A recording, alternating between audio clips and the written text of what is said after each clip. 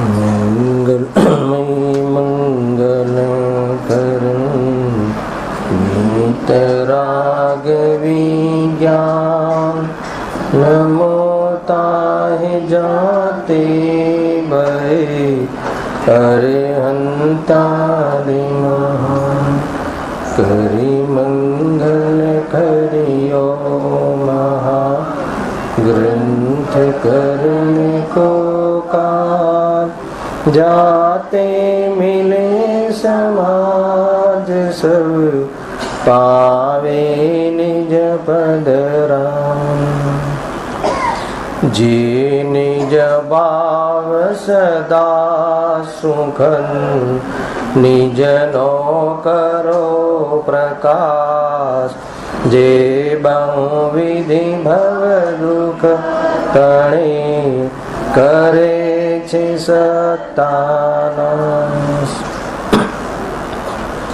આત્મરૂપયનુપમયદભૂત યાહી લખે ભવ સિંધુ તરો આત્મરૂપ.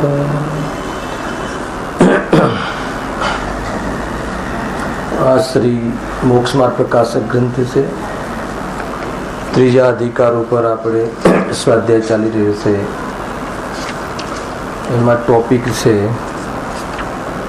મોક્ષ સુખ અને તેની પ્રાપ્તિનો ઉપાય. Page number 74.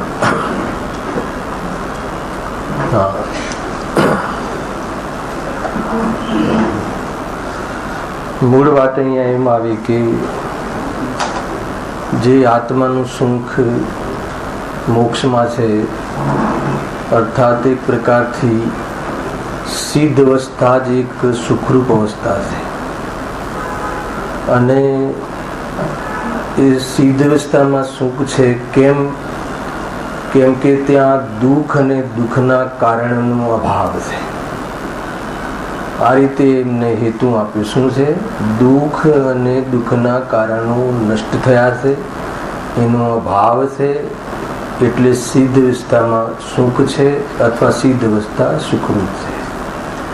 હવે એક એક કારણો ના અભાવમાં સુખ કેવી રીતે પ્રગટ થાય છે એનું અહીંયા તર્ક સહિત અહીંયા સાબિત કરે છે.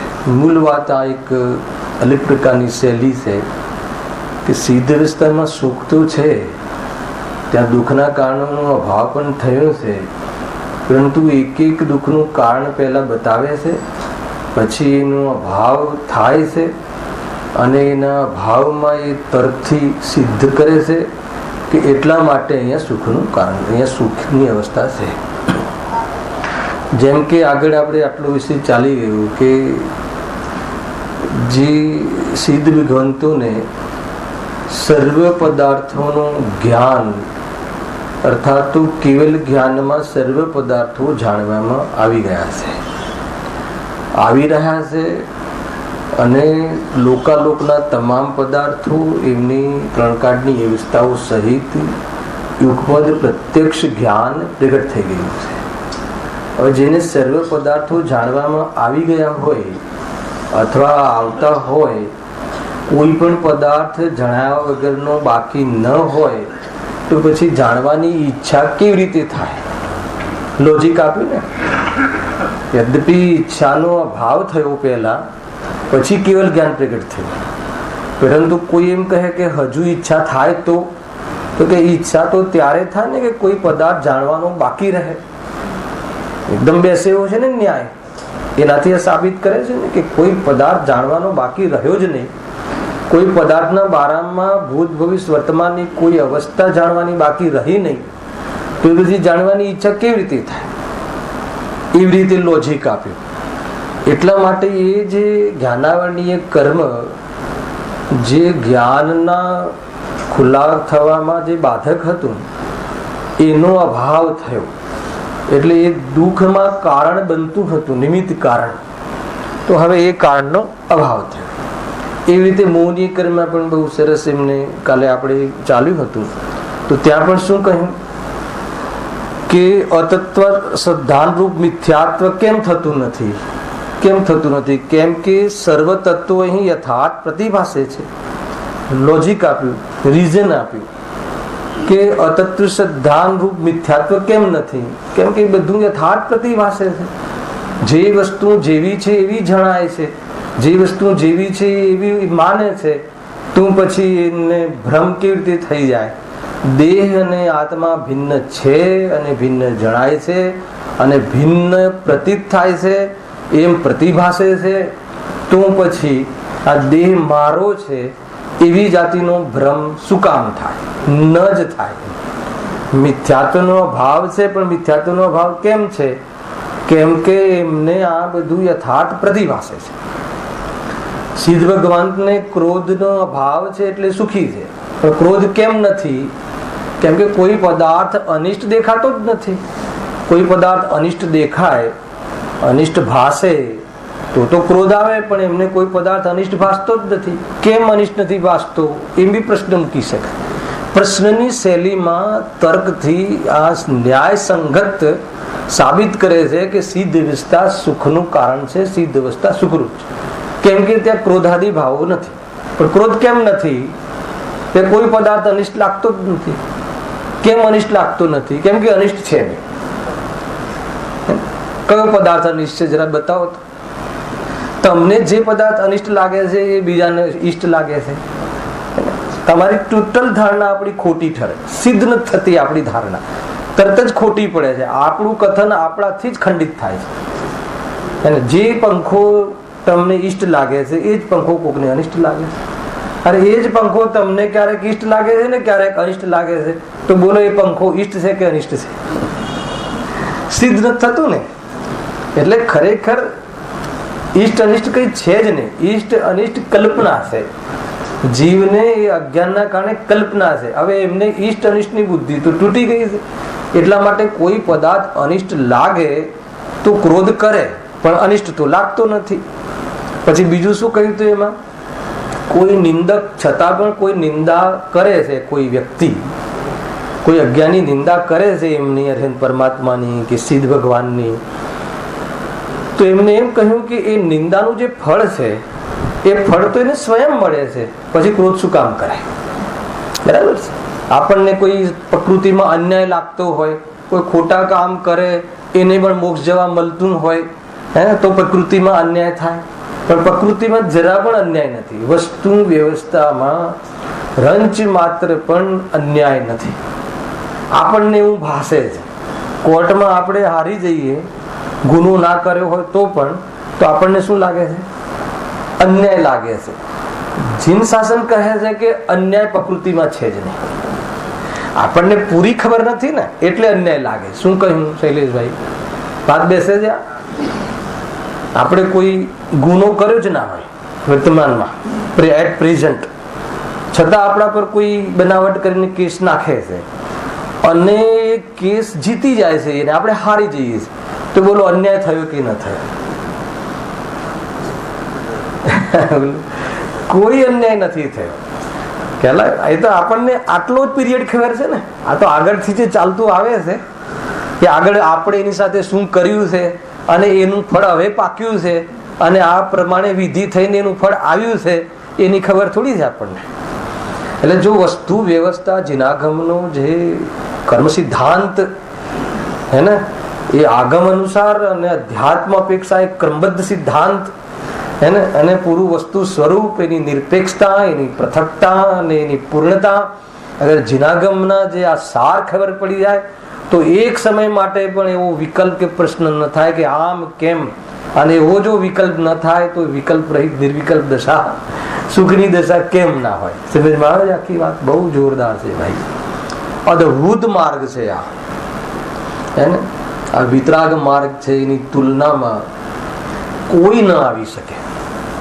એને સર્વજ્ઞ ભગવાન જે કહે છે એકવાર વિચાર કરી જવા જેવું છે.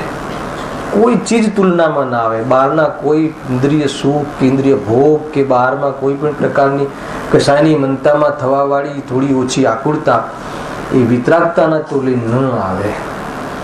આનંદ આવે. આપણે વિચાર કરવા જેવું છે. એને કથન સુધી નહીં રાખવાનું ઋષભ, એક વખત પ્રયોગમાં લો કે વાત તો બરાબર. આમ કાલ રાત્રિમાં બહુ લીધું ને ભગવાનને જોઈને, પ્રદક્ષિણા ફર્યા કે નહીં આજે? પ્રદક્ષિણાનું ચેપ્ટર કાલ ચાલ્યું હતું, થોડોક ખ્યાલ આવે ને. એક બસ હું અને ભગવાન, અને ભગવાનની પ્રેરણામાં પ્રેરાઈ જવાય તો હું જ ભગવાન, વાત પતી ગઈ. તમે ભગવાન ને હું ભગવાન એટલો બી વિકલ્પ નહીં. અરે હું ભગવાન એ વિકલ્પ નહીં, હું ભગવાન એમ પરિણમન. આજે આવ્યું હતું સમ્યક દર્શન જ્ઞાન ચારિત્રની વાત, ગુરુદેવ સરસ લીધું. અપને આપ સે જાન કે શું અર્થ કાઢે ખબર પડી જઈશું શું અર્થ કાઢે? હા, એટલે વિકલ્પ થી નહીં, શાસ્ત્ર થી નહીં, સાંભળીને નહીં, વિચિંતન થી નહીં, જ્ઞાન થી અપને આપ સે જાનથી જાણવાનું, શ્રદ્ધવાનું, અનુસરવાનું એ સમ્યક દર્શન જ્ઞાન ચારિત્ર મોક્ષ માર્ગ, મોક્ષનું સાક્ષાત કારણ. એક તો ચાલે છે આપણે અહીંયા. જો શું વાત આવી હતી, ક્યાં હતા આપણે, શું હતું? વિચાર કરવું જોઈએ એની વાત હતી. આપણે અહીંયા આવ્યા હતા ને. હા, નિંદક પોતે જ અનિષ્ટ પામે છે તો પોતે ક્રોધ કોનાથી કરે? થઈ ગયેલું છે, થોડું અનુસંધાન માટે વાંચી રહ્યું છે. સિદ્ધ ભગવાનને ક્રોધ કેમ નથી આવતો? અચ્છા, સિદ્ધ ભગવાન સુખી કેમ છે? કેમ કે એમને ક્રોધ આદિ કશાય નથી. તો ક્રોધ એમને કેમ નથી? કેમ કે એમને કોઈ પદાર્થ અનિષ્ટ લાગતો જ નથી. તો પછી ક્રોધ શું કામ કરે? ન્યાય આપ્યો કે નહીં? નહીં, છતાં પણ ભલે કોઈ અનિષ્ટ નથી લાગતું, પણ કોઈ અજ્ઞાની એવું અનિષ્ટ કાર્ય તો કરે છે ને. તો ગઈકાલે બહુ બતાવ્યું હતું કે એક સમયની ભૂલ છે, એ ભગવાન સ્વરૂપ છે. એક સમયની ભૂલની પાછળ પૂરો ભગવાન છે, એ તો દ્રષ્ટિ એવી થઈ ગઈ. અને બીજું કે દરેક ભાવનું ફળ મળે છે, એ વાત હતી. દરેક ભાવનું ફળ મળવાની વ્યવસ્થા છે. વર્તમાનમાં કોઈ આપણે ગુનો ન કર્યો હોય અને ફળ મળે તો એમ લાગે કે આવું કેમ મારી સાથે થાય છે? તો કે જરાય નહીં વિચાર, આ થવાનું કારણ તે પૂર્વમાં કરેલા કર્મ જ છે. અને બીજું શું વિચારવાનું? આ બધું થાય છે સંયોગમાં થાય છે. હવે નવો વિચાર કરવો હોય તો નવો વિચાર એટલે જે આજ સુધી કર્યો નથી. આ બધું જે થાય છે એ સંયોગમાં થાય છે, બહાર થાય છે, મારામાં થતું નથી. આટલું નક્કી કર્યું હોત તો પૂર્વમાં આવા કર્મો પણ ન બંધાયા હોત. શું કીધું? હે, હવે નવા નહીં બંધાય. હવે હું સાવધાન, એલર્ટ થઈ ગયો છું. બહુ સુંદર છે. આ બંધાય છે કેમ કે પેલા મને 12માં કોઈ ચીજમાં કોઈ એવો ઉદય આવ્યો તો મેં બીજાના પર આરોપ આપ્યો ને ઘઈ ધમાલ કરીને મારી ચીજ છે તે લઈ લીધી ને આમ કર્યું ને તેમ કર્યું. એ વખતે તે નક્કી કર્યું કે મારી કોઈ ચીજ છે જ નહીં બહારમાં, મારું બધું મારામાં છે, બહારમાં મારું કઈ નથી. બેન્સીનું બોલ વાંચી લીધું હે ને. પછી શાની ચિંતા? શરીર જાય તો પણ શાની ચિંતા? બહારમાં કોઈ ધન આદિનો વિયોગ થાય તો શાની ચિંતા? વ્યર્થમાં અજ્ઞાનમાં હું ચિંતા કરતો હતો, હવે હું જાગી ગયો છું. આ તો સિદ્ધ ભગવાન, સિદ્ધ અવસ્થાને પામી ગયેલા જીવની વાત છે. તો એમને હવે ક્રોધ શું કામ થાય? એ તો ચતુર્થ ગુણ સ્થાનમાં નક્કી કરી આવ્યા હતા કે કોઈ ઈષ્ટ અનિષ્ટ છે જ નહીં, હે ને. એટલે કોઈ અનિષ્ટ ભાસતું જ નથી. અને બહારમાં કોઈ એવું નિંદા આદિ કરે તો સ્વયં એનું ફળ એને મળે છે. એટલે મારે એના માટે પણ કઈ વિચારવાની જરૂર નથી. એટલા માટે ક્રોધ ઉત્પન્ન થતો નથી. એ રીતે ક્રોધ, પછી માન, માયા, લોભ, બધી વાત હતી. વાંચી લઈએ ચલો, હે ને. સિદ્ધોથી ઊંચો કોઈ છે નહીં. ઇન્દ્રાદિક દેવો પણ જેને નમે છે અને ઈષ્ટ ફળ પામે છે તો પછી તેઓ કોનાથી માન કરે? માન કશાય કેમ નથી? અને દુઃખનું કારણ શું? ઝઘડાનું કારણ શું? શ્રીમદ રાજચંદ્ર શું કહે છે? જો આ પૃથ્વી પર માન ના હોય તો અહીંયા જ મોક્ષ મળી જાય. ગજબ છે ને. તો આ માન એટલે અભિમાન, હીનતા, એ બધા જે પરિણામ થાય છે, કેમ થાય છે? તો કે એ ડિફરન્સિયસ, કોઈ હીન દેખાય છે, કોઈ અધિક દેખાય છે. પણ સિદ્ધ ભગવાનને તો સ્વયં પહેલા સિદ્ધ અવસ્થાને પામીને સ્વયં પોતે એ રૂપે થઈને જોયું તો બધા જ જીવોમાં સિદ્ધ થવાનું બીજ છે, અથવા બધા જ જીવો સિદ્ધ સ્વભાવી છે. એમ જ્યારે જેને દેખાય તો એમને પછી અહંકાર કેમ આવે, માન કેમ આવે, હે ને. અથવા કોઈ જીવ હીન દેખાય જ નહીં તો એ પ્રમાણે હીનતા અને અહંકારના ભાવો એમને જતા રહ્યા છે. એ પ્રમાણે અહીંયા કહ્યું. બીજું, માયાચારી કેમ ના કરે? કેમ કે હવે એમને કોઈ ઈષ્ટ કાર્ય કરવાનું બાકી રહ્યું જ નહીં, તો આપણે છળકપટ કરીએ ને. પણ એવું છળકપટ કરવાનું એમને સૂઝતું જ નથી, એવું પરિણામ આવતું જ નથી. કેમ કે એમને પોતાનું જે ઈષ્ટ કાર્ય છે એ થઈ ગયું છે, બાકી કોઈ ઈષ્ટ કાર્ય હવે એમને બાકી નથી. એ રીતે માયાની પણ અહીંયા વાત કરી હતી. એ રીતે લોભ કેમ થતો નથી? કેમ કે એમનો પૂર્ણ વૈભવ એમને મળી ગયો છે. કાંઈ લેવાનું કે કાંઈ મેળવવાનું બાકી હોય તો લોભ થાય ને. પૂરો પોતાનું સામર્થ્ય પ્રગટ થઈ ગયું છે, એનો લાભ પણ લઈ રહ્યા છે. જેમાં લાભ લાગે છે એ સામગ્રી, એ સંપત્તિ એમને પરિપૂર્ણ પ્રાપ્ત થઈ ગઈ છે. એટલા માટે એમને લોભ પ્રગટ થતો નથી, અને લોભ નથી એટલે દુઃખી નથી. એ રીતે હાસ્યમાં પણ લીધું હતું. કોઈ આશ્ચર્યકારક વસ્તુ પોતાથી છાની નથી તો કયા કારણથી તેમને હાસ્ય થાય? બરાબર છે. શું આશ્ચર્ય શું લાગે? આશ્ચર્ય ક્યારે લાગે? એને કાંઈ ન થવાનું થાય તો આશ્ચર્ય લાગે. અને કોઈ જળ ચેતન થઈ જતું હોય, અને કોઈ ચેતન જળ થઈ જતું હોય તો આશ્ચર્ય લાગે. પણ એવું તો કાંઈ થતું નથી, એને ક્યારેય નથી થવાનું. આશ્રવથી કદાચ મોક્ષ કોઈને મળી જાય તો એમને આશ્ચર્ય થાય કે મેં તો આશ્રમનો ત્યાગ કર્યો ને મોક્ષ મળ્યો, અને આને તો આશ્રમથી મોક્ષ મળે છે. તો એવું કાંઈ થતું નથી. એટલે બહારમાં કોઈ પણ જાતનું એમને હર્ષ કે વિષાદ કે એવી કોઈ પણ જાતની પરિણતિ હોતી નથી. કોઈ અન્ય ઈષ્ટ પ્રીતિ કરવા યોગ્ય છે નહીં તો કોનાથી રતિ થાય? કોઈ ઈષ્ટ લાગે તો પછી પ્રીતિ જાગે. પણ મને મારો આત્મા ઈષ્ટ ભાસે છે, એમને એમનો આત્મા ઈષ્ટ ભાસે છે, એનાથી લાભ મળે છે, તો એના પર પ્રેમ કરવાનું નામ તો વિતરાગતા છે. ખ્યાલ આવ્યો કે એમાં એકત્વ કરવાનું નામ તો સમ્યક દર્શન છે. એની જ સંપર્કમાં, એના જ સન્મુખમાં રહેવાનું તો સમ્યક જ્ઞાન છે, અને એમાં જ લીન રહેવાનું નામ તો સમ્યક ચારિત્ર્ય છે. અને એ જ પરિણતિ તો સિદ્ધ અવસ્થાનું કારણ છે, અને એ કારણ આપીને અવસ્થા તો પ્રાપ્ત કરી લીધી છે. તો બહારમાં આ સુખને પ્રાપ્ત કરવા માટે કોઈ કારણ છે નહીં. બહારમાં અમારા સુખનું કોઈ કારણ હોય તો મને એના પ્રત્યે પ્રીતિ જાગે, પરંતુ એવું કોઈ કારણ તો લાગતું જ નથી. અને મેં કારણ મળ્યું છે અને કારણ આપી દીધું છે, એટલા માટે મને બહારમાં કોઈ પણ પદાર્થ ઉપર પ્રીતિ થતી નથી. ખ્યાલ આવે ને? આપણને તો આ ક્વોલિટી લાગે છે. કોઈના પ્રત્યે પ્રેમ હોવો એ તો સારી વાત છે ને, એ તો ક્વોલિટી લાગે છે. મોક્ષ માર્ગમાં એ ડિસક્વોલિટી છે. ખ્યાલ આવે? સાધર્મી પ્રત્યે પ્રેમ રહેવો એ ક્વોલિટી છે કે ડિસક્વોલિટી? ત્યારે ભારે પડી જાય. સાધર્મીઓ પ્રત્યે પ્રેમ હોવો જોઈએ કે ના હોવો જોઈએ? ભૂમિકા અનુસાર તો હોવું જોઈએ. ચંદ્રકાંતભાઈ કહે હોય છે તો હોવો જોઈએ, એ વાતમાં તકલીફ છે. આ હોય છે, અચ્છા હોય છે એનાથી શું થાય છે? માન લો કે આપણે એનું ઓપરેશન કરીએ. ચંદ્રકાંતભાઈ, માન લો કે આપણે સાધર્મી છીએ, તમને મારા પ્રત્યે બહુ પ્રેમ છે, મારા પ્રત્યે સ્નેહ છે, તો એનાથી તમને શું લાભ છે જરા કહેજો. આજે જ કહો. બરાબર.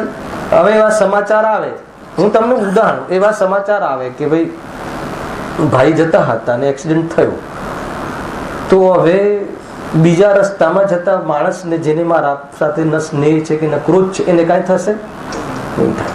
ભગવાન જે વિતરાગી દેહ બેઠા છે એમને કાંઈ થશે? કાંઈ નહીં થાય. અને તમને તો એ શાનું ફળ છે? સ્નેહનું ફળ છે. એ બસ સ્નેહ આવે છે, સ્નેહ છે, ભૂમિકા અનુસાર સ્નેહ હોય પણ છે, પરંતુ એ સુખનું કારણ કે એ કોઈ વાસ્તવમાં કોઈ ક્વોલિટી નથી, એ કોઈ મોક્ષ માર્ગમાં ઉપાય રૂપ અથવા કારણ નથી, બાધારૂપ છે. ખ્યાલ આવે કે? એટલો ખ્યાલ આવે તો શું થાય? હવે જરા આગળ વધીએ, વાત ખુલ્લી જ છે. એટલો ખ્યાલ આવે તો સાધર્મી પ્રત્યે રાગ છૂટી જાય. તો શું છૂટે? પહેલા રાગમાં ઉપાદેય બુદ્ધિ છૂટે. હે હા, એના તરફની જે આપણી માન્યતા છે ને કે નહીં હોવી જ જોઈએ, આટલું તો હોય જ ને, તો કે એવી જાતિનો પક્ષ છૂટે. આ પક્ષ છૂટે તો શું થાય? તો કે ઉપયોગ વધારે ત્યાં ઉલझવાનો જે ઉલझતો હતો એ મટે, અને ત્યાં ના ઉલझે તો ક્યાં ઉલझે? કેટલો ઉલझે? ઠીક છે ભાઈ, થઈ ગયું, ઠીક છે, દવા પાણી લીધા, ઠીક છે, પછી એનાથી વધારે હાય હોય ન થાય તો એ ઉપયોગ પછી ક્યાં રહે? નિરાકુલતામાં રહે, સ્વરૂપના ચિંતન આદિમાં રહે. અને કદાચિત ત્યાં જવાનું થાય તો પણ એને એમ કહે કે કોને થાય છે? એ તો એક્સિડન્ટ તો કોનો થયો છે એમ બાનું આપીને સ્વરૂપમાં સ્થિરતાના પ્રસંગો થાય. તો આ પ્રસંગો વધે અને આ પ્રસંગોમાં આત્મકલ્યાણમાં આગળ વધે.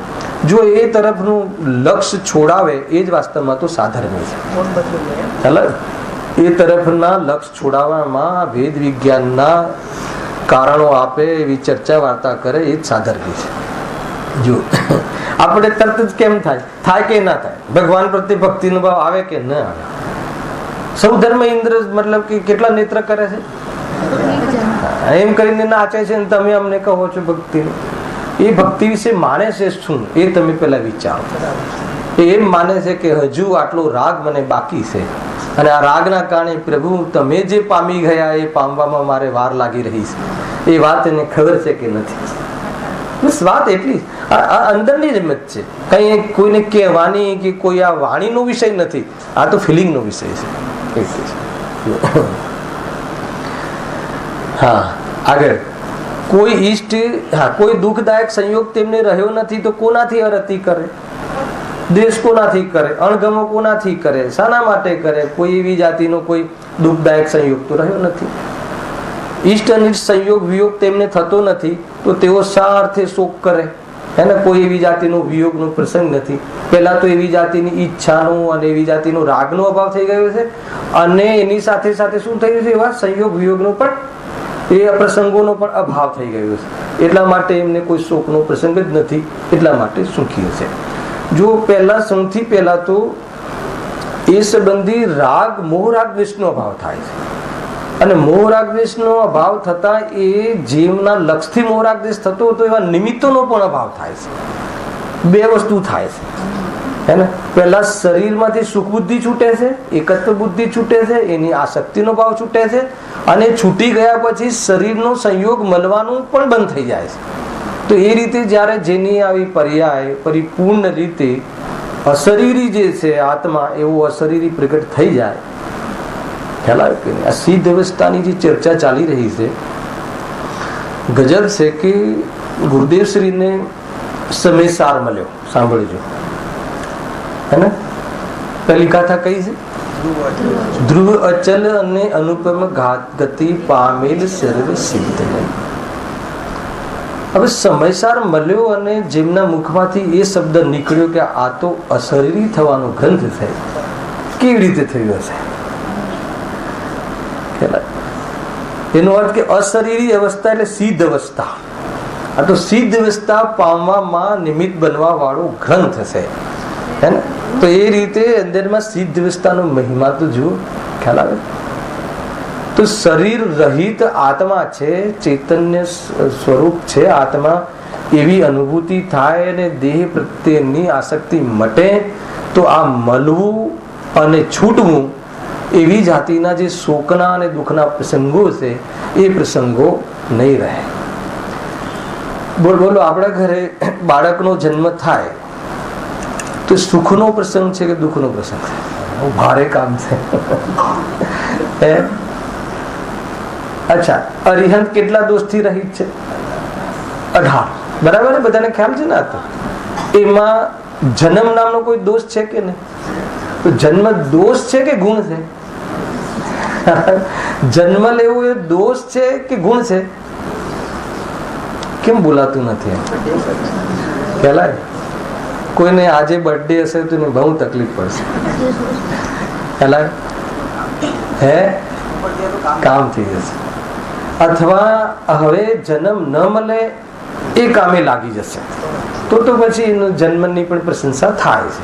કેમ કે આ જન્મમાં આત્મા જન્મતું નથી અને જે જન્મતું નથી એને મરણ નથી એવી અનુભૂતિ કરીને જન્મ મરણમાં થતી વેદનાથી રહિત થાય છે, ભયથી રહિત થાય છે અને એના પછી જન્મ મરણનો પણ અભાવ કરવાનો પુરુષાર્થ ચાલુ થઈ જાય છે. 2-5 ભાવમાં પત્તો લાગી જાય છે. ખ્યાલ આવ્યો કે નહીં? એવું સ્વરૂપ છે ભાઈ. જો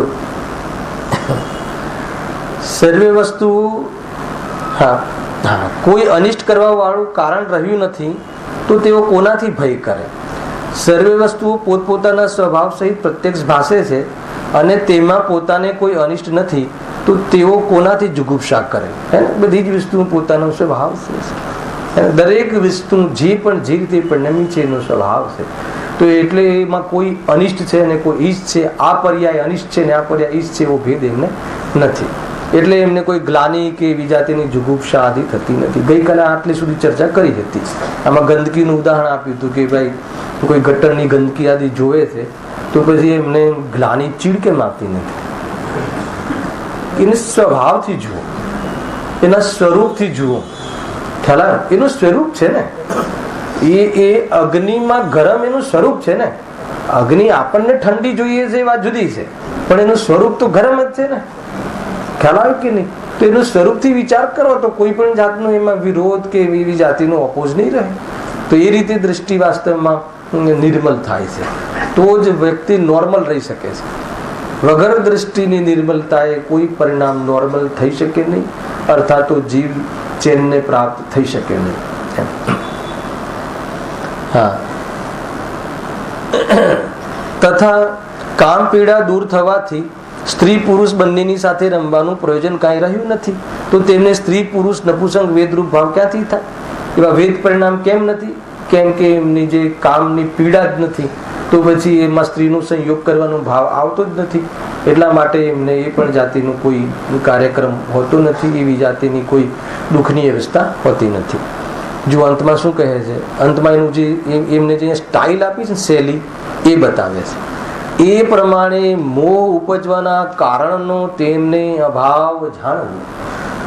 મોહ નથી એટલે સુખી છે, પણ મોહ કેમ નથી હે ને? તો મોહના જે કારણો છે એ કારણોનો અભાવ છે. હે ને? ક્રોધ કેમ નથી? તો કે ક્રોધ થવાનું જે કારણ છે એનો અભાવ છે. ખ્યાલ આવ્યો? દ્વેષ માયા કેમ નથી? તો કે માયા થવાનું જે કારણ છે એનો અભાવ છે. માયા કેમ થાય?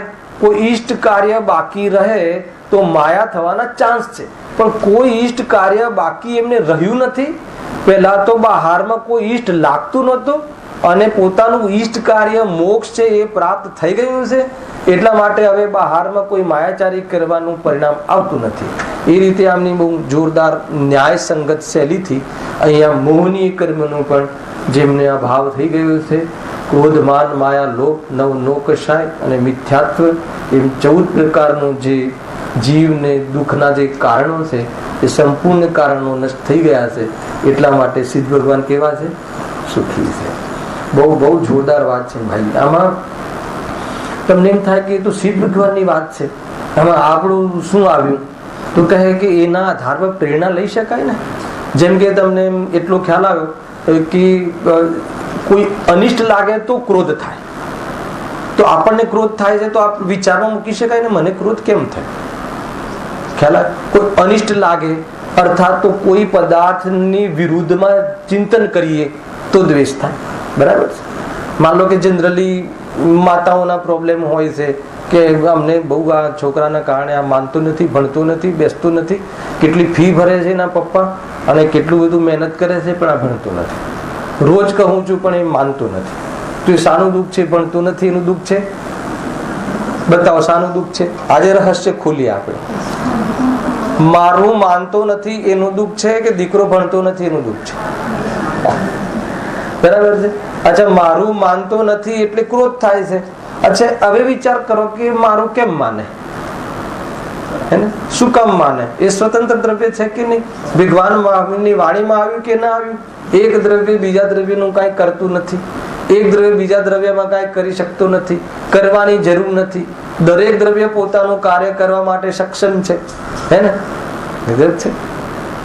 જ્યારે આ વાત આપણને ખબર પડે અને બેસે, જચે, રૂચે, પ્રતીતિમાં આવે તો શું થાય? કોઈ અનિષ્ટ લાગે જ નહીં. એ નથી કરતો એ પર્યાય આપણને અનિષ્ટ ન લાગે. એ ભણવા નથી બેસતો એ પર્યાય જ્યાં સુધી અનિષ્ટ લાગશે, ખ્યાલ? અને ભણવાની પર્યાય જ્યાં સુધી ઈષ્ટ લાગશે ત્યાં સુધી રાગદ્વેષ ચાલુ રહેશે, અને રાગદ્વેષ ચાલુ રહેશે ત્યાં સુધી દુઃખ ચાલુ રહેશે. ભણવાની પર્યાય તો ઈષ્ટ કે નહીં? અશોકભાઈ, પ્રકાશભાઈ, ભણવાની પર્યાય ઈષ્ટ કે નહીં? કેમ ઈષ્ટ નહીં? નહીં, પેલા ઈષ્ટ લાગે છે કે નહીં?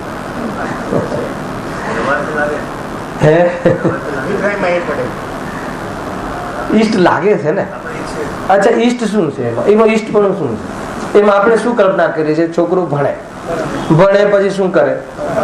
કમાય ને પછી શું થાય? સુખી થાય અને આપણને સુખી કરે. તો આવું બન્યું છે આજ સુધી? ભણે છે એ વાત સાચી છે, પૈસા કમાય છે એ વાત સાચી છે, પણ એનાથી સુખી થયો અને આપણને સુખી કર્યો, જગતમાં આ રીતે કોઈએ ક્યાંય થયું હોય તો જણાવજો. ખ્યાલ આવ્યો? દીકરો ભણે એ વાત તો બરાબર છે, ભણ્યા પછી એને પુણ્ય પરિણામ, પુણ્યના અનુસાર ધન મળે એ વાત પણ બરાબર છે, પણ ધન મળી ગયા પછી સુખી થઈ ગયો હોય, ઈચ્છાનો અભાવ થઈ ગયો હોય, આકુલતા સર્વથા મટી ગયું હોય, એવો કોઈ એક વ્યક્તિ તમારા ધ્યાનમાં હોય અને એ પાછો નિરાકુલ થયો હોય અને જેનો દીકરો હોય મા બાપને નિરાકુલ કર્યા હોય, એવું કાંઈ કોઈને સાથે કોઈ ચમત્કાર થયો હોય તો જરા બતાવજો. બને છે એવું? એવું એકે વાર બન્યું નથી ને દરેક વખત વિચારીને દરેક વખત ફેલ જઈએ છીએ આપણે. તો પછી આપણને એવો એક વિચાર ના આવે કે નહીં, આ રીત નથી, બીજી કોઈ રીત હોવી જોઈએ. એવો એકવાર વિચાર તો આવવો જોઈએ ને, ઈમાનદારીથી દિલીપભાઈ. આ રીતે કદાચ આપણે એકવાર વિચાર કરી, આ બહુ પ્રેક્ટિકલ વિચારવાનું છે. કેવી રીતે સંભવ? ઠીક છે, આપણે રૂપિયા કમાવા અને ધન કમાવા અને આ કમાવામાં પાછળ પડ્યા છે અને એની પાછળ આપણો અભિપ્રાય છે કે સુખી થઈ જશું, એ વાત પણ બરાબર છે, પણ જેટલા મળ્યા છે એટલા તો એના ગણતરી પ્રમાણે સુખી થવા જોઈએ. ઓર આકુરતા વધે છે અને ઓર એમાં અધિકાર વધતા શું વધે છે? સંસાર વધે છે કે સંસાર ઘટે છે? પેલા દીકરો બે દીકરા હતા અને એક દીકરી હતી, તો એના પર મા પપ્પા અધિકાર જતાવતા હતા. હવે દીકરાની વહુ આવી તો અધિકાર વધ્યો કે નહીં? હવે 4 જણ ઉપર, મતલબ કે હું હવે એમની ઉપરી છું, તો એ અધિકાર વધ્યો તો શું થશે? કોઈના ઘરે વહુ આવી હોય અને એ સાસુને શાંતિ મળી હોય તો કેજો. એને બહુ પ્રેક્ટિકલ વિચારીએ આપણે. બતાવો, વિકલ્પ વધ્યા અને વિકલ્પ વધ્યા એટલે આકુરતા વધી. વિકલ્પના સાધનો વધ્યા. દીકરા દીકરીઓ અને એમના પરણાવીને જે બધું સગું વધાર્યું તો અધિકાર વધાર્યો, અધિકારનું ક્ષેત્ર વધાર્યું, હે ને? તો એનાથી શું બન્યું? વિકલ્પ વધાર્યો. તો વિકલ્પ વધાર્યો તો એમાં નિરાકુલ થવાના ચાન્સ વધારે છે કે આકુલતા થવાના? તો આકુલતા વધારીને તો આ જરા વિચાર કરજો, હે ને? તો શું કરવું પછી? હે ને? એ છે ને ભાઈ, પહેલા તો એ જે માન્યતા છે ને, એ માન્યતા તોડી. એ માન્યતા તૂટે તો એ તરફનું એમાં લક્ષ છૂટે ને લક્ષ છૂટે તો સ્વરૂપમાં જવાનો પુરુષાર્થ વધે. સ્વરૂપમાં જવાનો પુરુષાર્થ વધે અને રત્નત્રય પ્રગટ થઈ જાય તો આ બહારમાં સંયોગો મળવાનો પણ અભાવ થઈ અને સિદ્ધ અવસ્થા પ્રાપ્ત થઈ જાય. પણ એમ લાગે કે પાછું સિદ્ધ અવસ્થામાં સુખ હશે કે નહીં હોય, ત્યાં કાંઈ નહીં, શરીર નહીં, વાતચીત નહીં, વાણી નહીં, ઇન્દ્રિયો નહીં, અને આ તકલીફ છે. વિશ્વાસ આવવો જોઈએ ભાઈ, વિશ્વાસ આવવો જોઈએ. એને આપણે કથનમાં તો નિરૂપણ કરીએ છીએ ને તમે સાંભળો છો, પણ એની પાછળ આ વાત સાચી લાગવી જોઈએ કે બરાબર છે. ખ્યાલ? એ બહુ મોટી વાત છે. જો આગળ વળી અંતરાય, કેટલા કર્મ નિપટ્યા? જ્ઞાનાવરણીય કર્મનો અભાવ એમને છે. એક એક કર્મને સિદ્ધ કરે છે, સાબિત કરે છે તર્કથી. તો 8 કર્મનો જેને અભાવ થઈ ગયો છે, દુઃખના નિમિત્ત કારણ 8 અને મોહ રાગ દ્વેષનું પરમાર્થ કારણ એનો જેને અભાવ થઈ ગયો છે, હે ને? અને જે બાહ્ય કારણો શરીર આદિ જેનું લક્ષ્ય કરીને મોહના કાળમાં જેનું લક્ષ્ય કરીને રાગદ્વેષ કરતા હતા, એ સંયોગોનો પણ જેને અભાવ થઈ ગયો છે અને પરિણતિ પરિપૂર્ણ અશરીરી, હે ને, થઈને પ્રગટ થઈ ગઈ છે, જ્ઞાન શરીરી થઈને પ્રગટ થઈ ગઈ છે, એવા સિદ્ધ અવસ્થામાં સુખ કેમ ના હોય? હોય જ. એમ કરીને અહીંયા એની સિદ્ધિ કરે છે. એ રીતે એને સાબિત કરવા માટે અહીંયા પંડિત ટોડરમલજી પ્રયાસ કરી રહ્યા છે. ખ્યાલ આવ્યો કે નહીં શૈલેષભાઈ? આગળ હવે 3 નંબર અંતરાય. 4 જ્ઞાનાવરણીય દર્શનાવરણીય સાથે લીધું, પછી મોહનીય પતી ગયું, હવે અંતરાય. આ 4 ઘાતી કર્મ. વળી અંતરાયના ઉદયથી શક્તિહીનપણાના કારણે પૂર્ણ થતી નહોતી. હવે તેનો અભાવ થયો એટલે દુઃખનો પણ અભાવ થયો અને અનંત શક્તિ પ્રગટ થઈ ગઈ. તેથી દુઃખના કારણોનો પણ અભાવ થયો. દરેક પેરેગ્રાફમાં પાછળ શું કહે છે? દુઃખના કારણનો અભાવ થયો. દુઃખનું કારણ પહેલા શું હતું? છદ્મસ અવસ્થામાં શક્તિ તો હીન હતી અને ઈચ્છા ઘણી હતી. માન લો કે તમારે 50 કિલોમીટર ચાલવાની ઈચ્છા છે અને શક્તિ 2 કિલોમીટર ચાલવાની નથી, તો શું થાય? એમાં જીવ દુઃખી થાય, આકુરતા થાય. તો કહે છે કે હવે શું થયું? એમને શક્તિ તો પૂર્ણ ખીલી ગઈ, તો શક્તિ પૂર્ણ ખીલી ગઈ અને ઈચ્છાઓનો અભાવ થઈ ગયો. એટલે જીવ એમને સિદ્ધ ભગવાન સુખી થઈ ગયા. જ્યાં આમ કહ્યું ત્યાં એક પ્રશ્ન પાછો અહીંયા મૂક્યો પંડિતજી. જુઓ પ્રશ્ન: દાન, લોભ, ભોગ અને ઉપભોગ તો તેઓ કરતા નથી, તો તેમને શક્તિ પ્રગટ થઈ એમ કેમ કહેવાય? ખ્યાલ? અંતરાય કર્મ સામાન્ય નિમિત્ત બનતું હતું.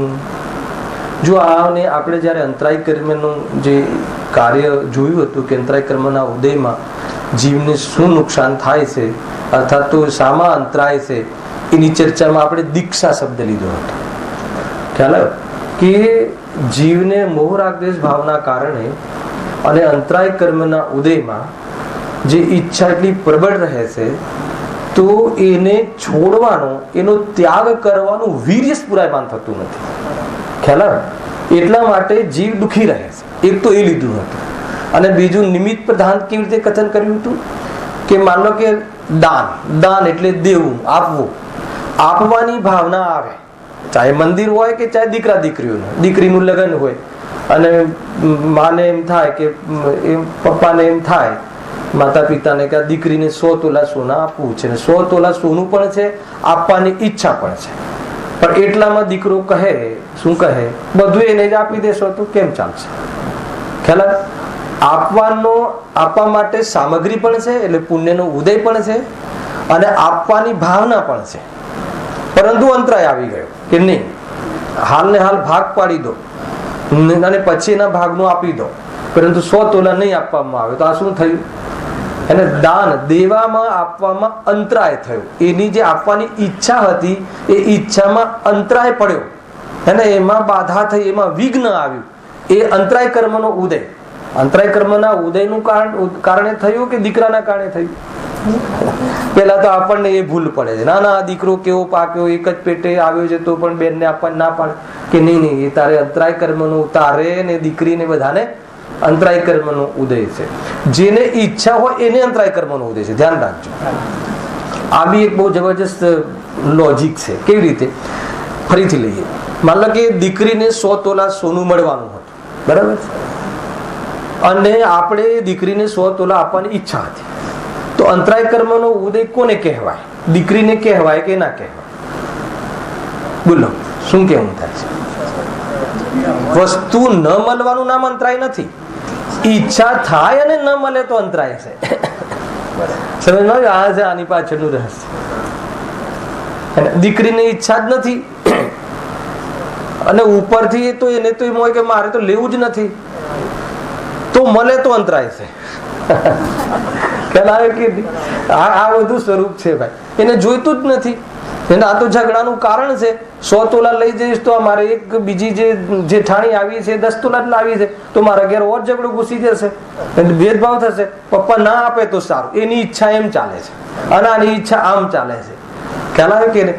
તો જો પપ્પાને અંતરાય કર્મનો ઉદય અને પેલીને અંતરાય કર્મનો ક્ષય, ગજબ.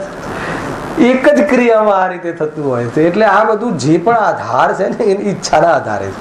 પેલીની ઈચ્છા એમ છે કે નહીં સોનું ન આપે તો સારું, તો એની ઈચ્છાની પૂર્ણતા થાય છે. આ બાજુ એ પ્રમાણેનું કાર્ય થતું નથી, આ બાજુ એને ખ્યાલ આવે કે નહીં, એના માટે અંતરાય કર્મનો ઉદય છે. ખેર અહીંયા એ વાત નથી લીધી. અહીંયા તો અંતરાય કર્મનો ઉદય જ્યારે થાય છે ત્યારે બધી ઈચ્છાઓ થાય છે. એ ઈચ્છાઓના ત્યાગ કરવાની જે ક્ષમતા છે એ ક્ષમતા નથી થતી, એનું નામ એને અંતરાય કર્મનો ઉદય છે. દીક્ષાનો ભાવ નથી આવતો. જ્ઞાની ધર્માત્મા સમ્યક દર્શન થઈ ગયા પછી બી અને દેહ અને આત્મા ભિન્ન છે. આત્મામાં આહારથી જીવન ચાલતું નથી, છતાં આહારના ત્યાગ, ભોજનનો ત્યાગ ભાવ આવ્યો નહીં. એવી જાતિની દીક્ષિત થવાનો અંદરમાં પુરુષાર્થ આવ્યો નહીં. તો એ બહારમાં અંતરાય કર્મનો ઉદય અને ઉપાદાનમાં પુરુષાર્થની કમજોરી. ઘણા લોકો કહે છે ને કે સમ્યક દૃષ્ટિ થઈ ગયા પછી તમારામાં કોઈ મુનિ તો બનતું નથી. કહે છે ને મુનિ કેમ બનતા નથી? પછી મુનિ વગર તો મોક્ષ નથી. મુનિના તો ગીત બહુ ગાવો છો પ્રવચન, મુનિ કેમ બનતા નથી? હે ને? તો હું એમને જવાબ બરાબર આપું છું ભાઈ, હે ને, કે ઠીક છે અમે તો નથી બન્યા પણ તમારે તો બની જવું જોઈતું. બરાબર છે ને? જો તમારે તો બની જવું જોઈતું હતું, તમે તો મુનિ દશાનું સાંભળો છો અને બધું કરો છો. ખ્યાલ આવે કેમ છે નહીં? હે ને? કોઈને 2-5 ભાવ લાગી જાય, પરંતુ મુનિ વગર મોક્ષ નથી એ પાક્કું છે. મુનિપણું મારે નથી આવ્યું એ મને ખ્યાલમાં છે, અને પણ મુનિ વગર મોક્ષ નથી એ પણ ખ્યાલમાં છે. હાલ પુરુષાર્થ નથી એટલો. કેમ પુરુષાર્થ નથી?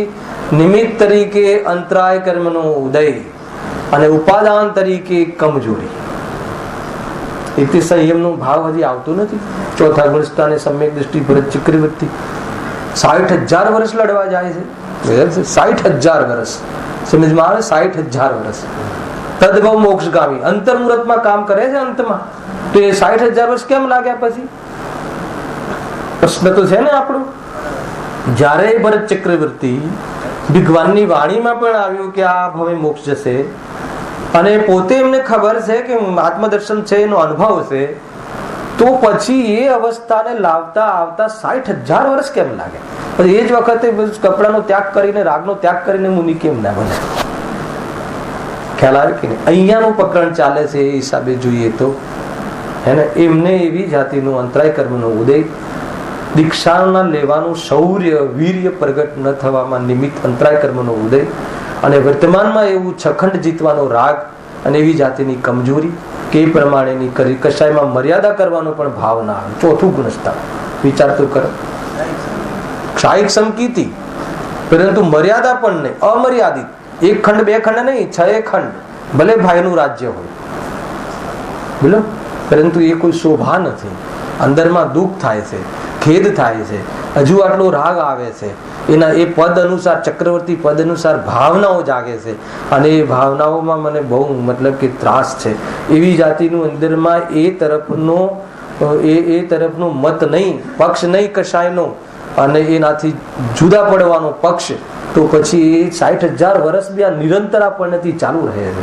અને પછી જે અંતર્મુહૂર્તમાં કામ કરે, અંતર્મુહૂર્તમાં, બોલો ખ્યાલ આવ્યો? મુનિ દશા, અર્યન દશા અને સિદ્ધ દશા ધાડ દઈને, બહુ મોટી વાત છે ભાઈ.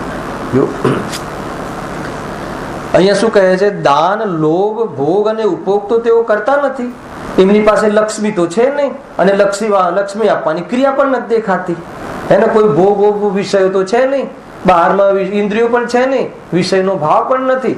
અને પેલા તો વિષયોમાં બાધા અને વિઘ્ન આવતા હતા. હવે તમે કહો છો કે અંતરાય કર્મનો ભાવ થઈ ગયો, અનંત શક્તિ ખુલી ગઈ, તો પછી એ પ્રમાણેની ક્રિયાઓ તો દેખાતી નથી. સુંદર જવાબ આપે છે, અદ્ભુત જવાબ આપે છે. જો વાંચો. એ બધા કાર્યો તો રોગના ઉપચાર હતા, પણ જ્યારે રોગ જ અહીં નથી તો ઉપચાર શા માટે કરે? બહારમાં દાન, લાભ, ભોગ, ઉપભોગ, એ જે બધી ક્રિયાઓ હતી ને, એ તો રોગ હતો, એ તો કમજોરી હતી. દાન આપવાનો ભાવ કમજોરી છે, બરાબર છે? દાન આપવાનો ભાવ રોગ છે, કેમ કે દાન આપવાનો રાગ રહ્યો, એ તો રોગ છે, કમજોરી, બરદાસ્ત થતું નતું અને રહેવાતું નતું. જૈન શાસન પ્રત્યે અથાગ પ્રેમ હતો, અથાગ રાગ હતો, તો એમ હતું કે આની પ્રભાવ ના થાય, હે ને, દરેક જીવ પામે, તો એના ફલમાં શું થઈ ગયું? તીર્થંકર પ્રકૃતિનો બંધ થઈ ગયો. ખ્યાલ આવ્યો કે નહીં? સમજો, 1 કોટી પૂર્વનું આયુ થઈ ગયું. 70 લાખ હતું ને, કઈ કેટલું?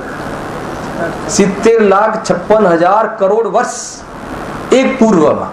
આવા 1 કરોડ પૂર્વ એટલા વર્ષ અર્યન દિશામાં રહેવાનું થયું, હે ને. એમની સાથે લીધેલી દીક્ષા, જે મુનિરાજો એમના પહેલા મોક્ષે જતા રહે છે, એ જ દિવસે મોક્ષ જવા વાળા જીવો છે. શાંતિનાથ ભગવાનના સમયમાં દિલીપભાઈ એવું લખ્યું, હે ને. એમની સાથે દીક્ષા લે અને ભગવાનની વાણી ખરે એ પહેલા તો કામ કરી લીધું. એવી જાતિના સમર્થ જીવો હતા, અને ભગવાન સમોષણમાં બિરાજમાન છે. કયા ભાવનું ફળ? ખ્યાલ આવ્યો કે નહીં? દાન, લાભ, ભોગ, ઉપભોગ, પ્રભાવનાનો ભાવ, હેને? કરવો કે ના કરવો? કરવો ના કરવાનો સવાલ જ નથી. એને એના વગર જ્ઞાની ધર્માત્મા બચી શકતો નથી, અને એમાં આત્મકલ્યાણ અર્થાત તો એનાથી મોક્ષ જવાતું નથી એવી દ્રષ્ટિ પાકી હોય છે. અને એ પ્રમાણે ભાવ આવે તો એ પ્રમાણે બચાતું નથી, તો એનું ફળ આવે છે. પરંતુ એનું ફળ જયારે આવે છે ત્યારે મોહ હોતો નથી. સમોષણમાં ભગવાન બિરાજમાન છે, પણ મોહ છે નહીં, એટલે મજામાં છે. એ રીતે એ બધા કાર્યો તો રોગના ઉપચાર હતા. દાન આદિ ભાવ હતો. ભોગ અને ઉપભોગનો ભાવ શું છે? રોગ હતો, કમજોરી હતી. હમણાં આવતા જ અમારી ચર્ચા થઈ ને ગાડીમાં દર્શન, કે કોઈ ઘટના ઘટે છે, કોઈ આપણને આપણી સાથે ગાડી ઠોકીને જતું રહે છે, કંઈ બી થાય છે, તો મને બતાવો કે એમાં ક્રોધને કંટ્રોલ કરવામાં વધારે પુરુષાર્થ લાગે કે ક્રોધ કરવામાં પુરુષાર્થ લાગે? એમાં વિચાર કરો પ્રકાશ. આપણને આમ ક્રોધ કરવામાં પુરુષાર્થ તાકાત પડે એમાં પુરુષાર્થ લાગે કે ક્રોધને કંટ્રોલ કરવામાં પુરુષાર્થ લાગે? એટલે વાસ્તવમાં ક્રોધ રૂપે રાગ રૂપે પરિણમી જવું એ તો કમજોરી છે, એ શક્તિ નથી.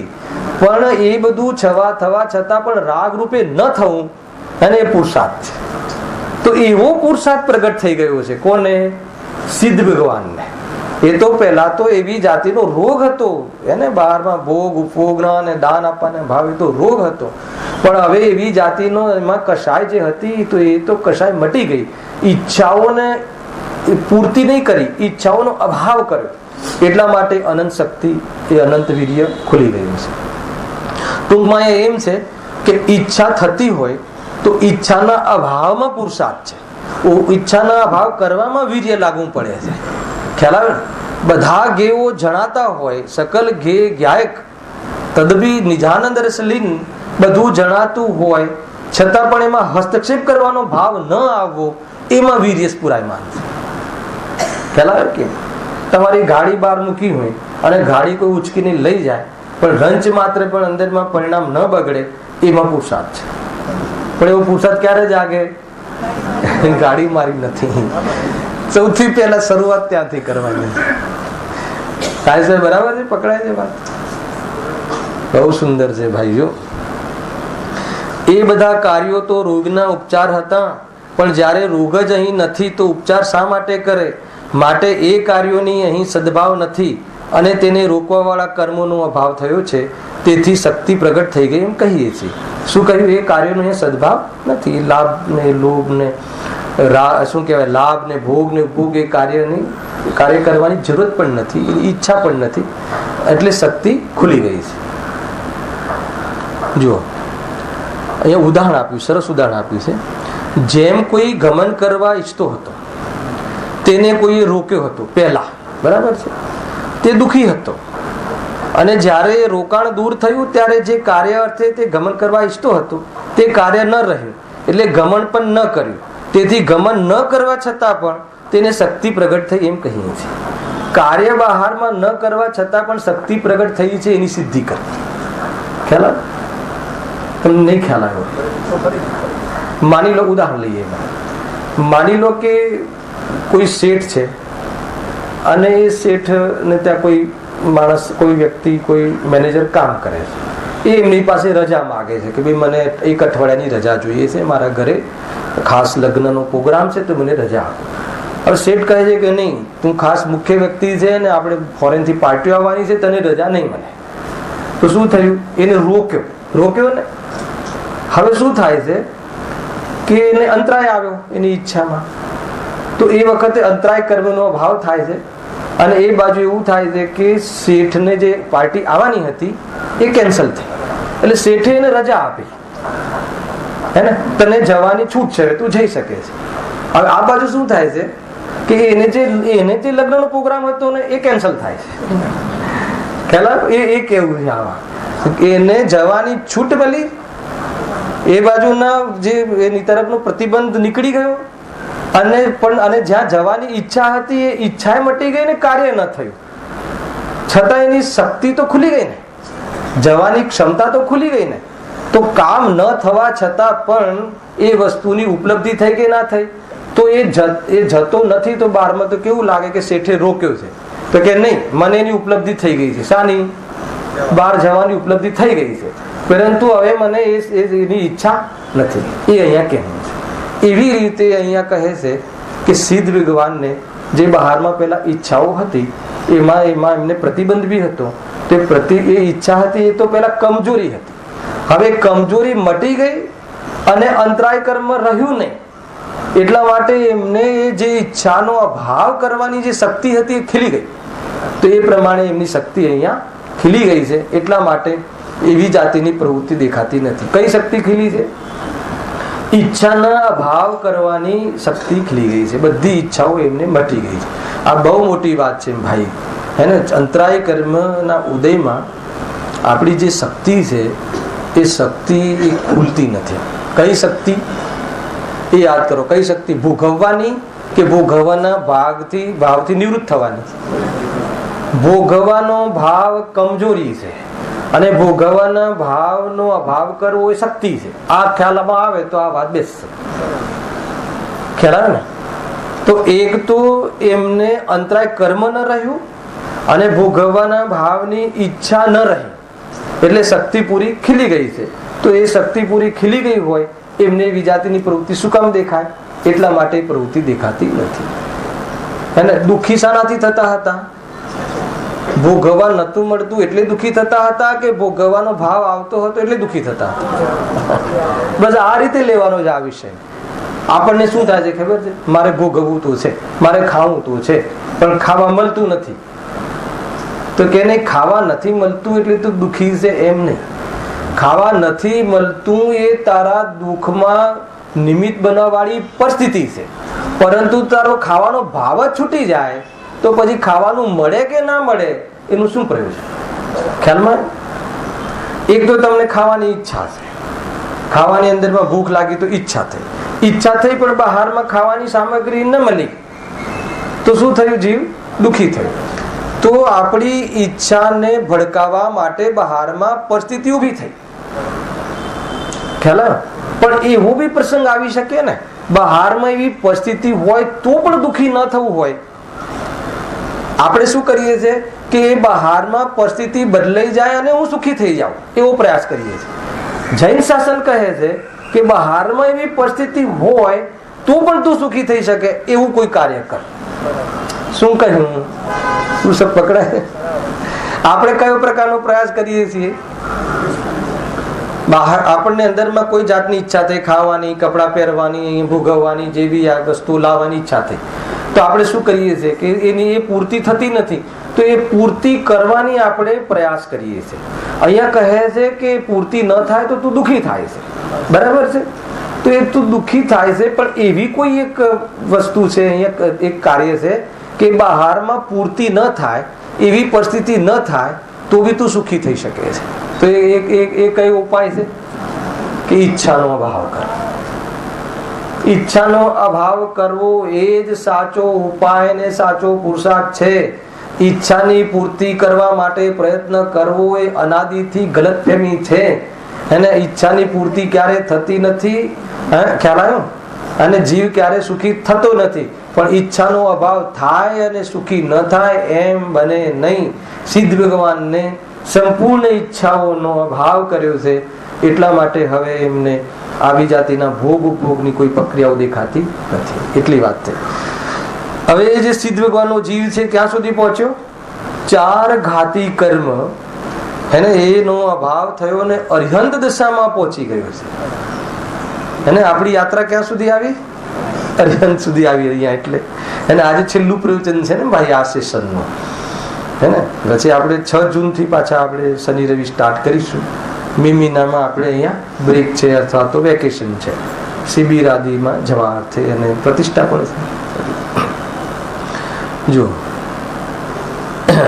હવે અઘાતી કર્મનો રોલ ચાલુ થાય છે. વળી અઘાતી કર્મોમાં પેલો પેરેગ્રાફ છે ને, એ 4 અઘાતી કર્મોનું અભાવમાં જે પરિસ્થિતિ બને છે એ કારણનો અભાવ થાય છે એની એક સામાન્ય ચર્ચા છે. પછી 4 કર્મોને એક એક કરીને એમને વાર્તા કરી છે. જુઓ, વળી અઘાતી કર્મોમાં પાપ પ્રકૃતિનો ઉદય થતા મોહથી દુઃખ માનતો હતો. કોણ? એ સિદ્ધ ભગવાનનો જીવ. અત્યારે સિદ્ધ અવસ્થામાં છે, પેલા શું કરતા હતા એ હે જીનું આપણા જેવું કરતા હતા. વળી અઘાતી કર્મોમાં, અઘાતી કર્મ જે છે ને એમાં બે ભેદ પડે છે. અઘાતી કર્મ એક પાપરૂપ બી છે અને પુણ્યરૂપ બી છે. ઘાતી કર્મ પાપરૂપ છે. કર્મ ટોટલ 8. 4 ઘાતી કર્મના ઉદયમાં આત્માની પર્યાયમાં ફલ આવે છે અને અઘાતી કર્મના ઉદયમાં સંયોગમાં ફલ આવે છે. આટલો ખ્યાલ છે કે નહીં? ઘાતી કર્મના ઉદયમાં શું થાય છે? આત્માની પર્યાયમાં એનું ફળ આવે છે અથવા આત્માની પર્યાયમાં એ સંબંધી નુકસાન થાય છે. બરાબર. અને અઘાતી કર્મમાં સંયોગમાં એનો બહારમાં ફળ આવે છે, શરીર આદિ મળે છે. બરાબર. અઘાતી કર્મમાં તો એ અઘાતી કર્મમાં પાછા બે ભેદ છે, પાપરૂપ અઘાતી અને પુણ્યરૂપ અઘાતી. અને ઘાતી તો એકમાત્ર પાપરૂપ જ છે. એ તો આત્માના સ્વભાવનો ઘાત કરવા વાળા છે, એટલા માટે પાપરૂપ છે. અને આ બહારમાં પુણ્યરૂપ બી છે અને પાપરૂપ બી છે. એવી જાતિની પરિસ્થિતિઓ બી ઊભી કરે છે કે જીવને બહારમાં એ પ્રમાણેની ઈચ્છાને અનુકૂળ વ્યવસ્થા મળે અને એવી જાતિની બી વ્યવસ્થા કરે છે કે એની ઈચ્છાને પ્રતિકૂળ અવસ્થા ઊભી કરે છે. તો એ રીતે પાપ પુણ્યની પ્રકૃતિનો રોલ છે. જો વળી અઘાતી કર્મમાં પાપ પ્રકૃતિનો ઉદય થતા, પાપ પ્રકૃતિનો ઉદય થાય ત્યારે શું થાય છે? પહેલા મોહથી દુઃખ માનતો હતો. કેટલી મોટી વાત છે! પાપ પ્રકૃતિના ઉદયથી દુઃખ નથી. પાપ પ્રકૃતિના ઉદયમાં મોહ હોય તો દુઃખ થાય. આ વાત પકડજો, આ ગ્રંથમાં આ મૂળ પકડવાનું. પાપ પ્રકૃતિના ઉદયથી કોઈને દુઃખ થતું નથી. એટલે શું કહે છે? શરીરમાં રોગ થવાથી ક્યારે દુઃખ થતું નથી, પણ શરીરને મારવું માનવાથી એ રોગનું લક્ષ્ય કરીને જીવ આકુલિત ભયભીત રહે છે. હે ને? તો એ રોગ મટાડવાનો ઉપાય કરવો કે મોહ મટાડવાનો ઉપાય કરવો એ વિચારવા જેવું છે. શું કીધું? આ ખ્યાલ આવ્યું સર? આજભાઈ શું કીધું? એ પીડા શાની થાય છે? બહુ લીધેલું છે પહેલા. મેં જયશુભાઈ બહુ લીધેલું છે. આમાં લો કે અહીંયા કોઈ આંગળીને છેદ કરે, અહીંયા કપાય તો એમાં જે બળતરા બળે છે, એ બળતરા બળે છે એ પીડા નથી. એ બળતરા એ પૂદગલની નેચર છે અને એના એ પરમાણુ કેમિકલાઇઝ એનું ટેસ્ટિંગ છે. પરંતુ આપણને દુઃખ શાનું છે? આજે આંગળી ફાટી અને એ આવી ન થવી જોઈએ એના તરફ અરતી ભાવ છે, આ અવસ્થા પ્રત્યેનો, એની પીડા છે. આપણને આજ સુધી એવું લાગે છે ને કપાય છે ને બળે છે એનું દુઃખ છે. અરે ગમે એટલું કપાય, ગમે એટલું બળે, હે ને, તો એનું દુઃખ ક્યારે નથી થતું. એનું તમને અહીંયા હાલ પૂરું કરીએ. ભલે આ વિશે થોડું ઘણું થાય, વાત નીકળી છે તો, કે માની લો કે આપણને કોઈ વખત અથવા માતાને ઘણી વાર એવું બને કે એને પોતાના શારીરિક પ્રોબ્લેમો ઘણા હોય છે, અસહ્ય દુઃખ પડે એવા એમને એવી જાતિના અંદરમાં પ્રસંગો હોય છે. પરંતુ ઘણી વખત એના કરતા એના દીકરાને કોઈ કંઈ થઈ જાય, વાગે થોડુંક જ, એની દવા ના લે, પેલા દીકરાની દવા. કેમ? પીડા શાની વધારે થઈ? દીકરાને વાગ્યું એની પીડા કે જે ક્ષેત્રથી દૂર છે, બળતરા આદિ જે થાય છે બીજાને થાય છે, પણ દુઃખ આને વધારે થાય છે. તો કે મોહના કારણે. ખ્યાલ આવે કે નહીં? આ હેડેક થાય છે ને, હેડેક, માથું દુખે, પગ દુખે, પેટમાં દુખે, ખ્યાલ આવે? એ તો એ પરમાણુની એ રીતે અન્યથા પરિણતિ થાય છે.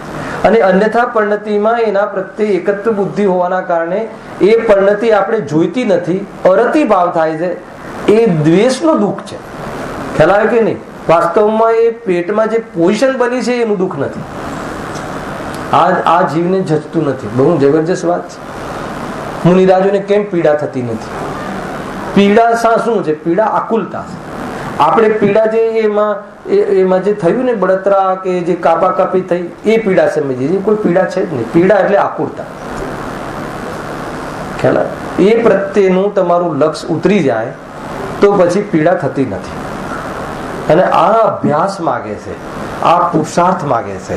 અને આ પુરુષાર્થ થઈ જાય તો બહારની કોઈ પરિસ્થિતિ આ જીવને વિચલિત કરતી નથી. જો શું કહે છે, હે ને? થઈ જશે વિષય તો 3 મિનિટમાં તો અડધું પાનું થવાનું નથી, 1 પાનું છે. વળી અઘાતી કર્મોમાં પાપ પ્રકૃતિનો ઉદય થતા મોહથી દુઃખ માનતો હતો. બરાબર છે? એ મોહથી દુઃખ, અહીંયા હતું કે પાપ પ્રકૃતિના ઉદયથી કોઈ જીવને દુઃખ થતું નથી. પાપના ઉદયમાં મોહથી દુઃખ થાય. ફરીથી બોલું છું આખું વાક્ય. પાપના ઉદયમાં મોહથી દુઃખ થાય છે. પાપનો ઉદય એટલે શું? બહારમાં આપણી ઈચ્છાને પ્રતિકૂળ બહારમાં પોઝિશનો થવી. ખ્યાલ આવ્યો? આપણે એવું કે ભાઈ નખમાં બી રોગ ન થવો જોઈએ એવી આપણી ઈચ્છા, અને એમાં કેટલા કરોડ રોગ છે શરીરમાં, બધા ખુલી ગયા. તો એ શરીરમાં રોગ થયા એટલે દુઃખી થયો કે શાનાથી દુઃખી થયો? શરીરને પોતાનું માન્યું એટલે એનું લક્ષ થઈને એના પ્રત્યે રાગ હોવાના કારણે આ જીવ દુઃખી થયો. મારો તમને એ પ્રશ્ન છે કે તો એને દુઃખ મટાડવા માટે રોગ મટાડવો કે મોહ મટાડવો? આપણે ઉપાય રોગ મટાડવાનો કરીએ છીએ કે મોહ મટાડવાનો કરીએ છીએ? એટલે આપણે ઉપાય સાચો કરીએ છીએ કે જૂઠો કરીએ છીએ? શાનો? સુખી થવાનો. અર્થાત તો આપણે સુખી થવાનો ઉપાય કરીએ છીએ કે દુઃખી થવાનો ઉપાય કરીએ છીએ? સુખી થવાનો ઉપાય કરીએ છીએ કે દુઃખી થવાનો? અચ્છા, દુઃખી થવાનો ઉપાય કરીને સુખની કલ્પના રાખીએ છીએ કે દુઃખની કલ્પના રાખીએ છીએ? ઉપાય દુઃખનો કરીએ અને ઈચ્છા સુખની રાખીએ તો ક્યાંથી થવાય? ઉપાય કેટલો કરવાનો હતો? અરે ગજબ છે. ઉપાય એટલો સરળ છે, મફત છે, કોઈ પૈસા આપવાના નથી, હોસ્પિટલમાં દાખલ થવાનું નથી, શરીર કપાવવાનું નથી, કશું નથી કરવાનું. કેટલો ઉપાય છે કે આ દેહ તે હું નથી. કેટલો ઉપાય કરવાનો છે? આ દેહ હું નથી. ખાલી નથી એમ નહીં, એની યુક્તિ છે. કેમ કે જળ છે, હું ચેતન છું. એનામાં જ્ઞાન નથી, એનામાં આનંદ પણ નથી. અને જેનામાં જ્ઞાન ને આનંદ છે એ હું છું. ઉપરથી એનું લક્ષ્ય કરીને હું દુઃખી થાઉં છું. એ તો દુઃખના બાહ્ય નિમિત્ત કારણ છે. શરીર સુખનું તો બાહ્ય રીતે નિમિત્ત કારણ પણ નથી. નહીં, સાજું શરીર તો સુખનું કારણ કે નહીં, બાહ્ય નિમિત્ત. ખ્યાલ આવ્યો કે નહીં? કોઈ બી અપેક્ષા, કોઈ બી અવસ્થા શરીરની કેવી બી હોય પણ એ ક્યારે બી સુખમાં નિમિત્ત બનતી નથી. દુઃખનું બાહ્ય કારણ. એ કઈ શરીર દુઃખ કરાવે છે એમ નહીં, જીવ સ્વયં એનું લક્ષ્ય કરીને દુઃખી થાય છે. કુલ મળીને અહીંયા આપણે સુખનો જે ઉપાય, અર્થાત તો મોક્ષમાં સુખ છે, સિદ્ધ અવસ્થામાં સુખ છે, કષાય રહિત થઈ જવું. અને કષાય રહિત થઈ જતા જે કષાયના કારણો બનતા હતા બાહ્ય શરીર આદિ, એ પણ મળ્યા નહીં, એ બી મળવાના બંધ થઈ ગયા. એટલે આ સિદ્ધ અવસ્થા જ એકમાત્ર સુખરૂપ છે. એનો અર્થ શું? એકમાત્ર આ જો તને વાત જચી હોય તો આનો ઉપાય કરવા જેવો છે. અંતિમ પેરેગ્રાફમાં લખ્યું છે એ જ્યારે ખુલતી વખતે આપણે અહીંયાથી વિષયને આગળ ચલાવીશું. સહેજાનંદી શુદ્ધ સ્વરૂપી આત્મ સ્વરૂપ. સહજાનંદી શુદ્ધ સ્વરૂપી અવિનાશી આત્મ સ્વરૂપ. સહજાનંદી શુદ્ધ સ્વરૂપી અવિનાશી આત્મ સ્વરૂપ.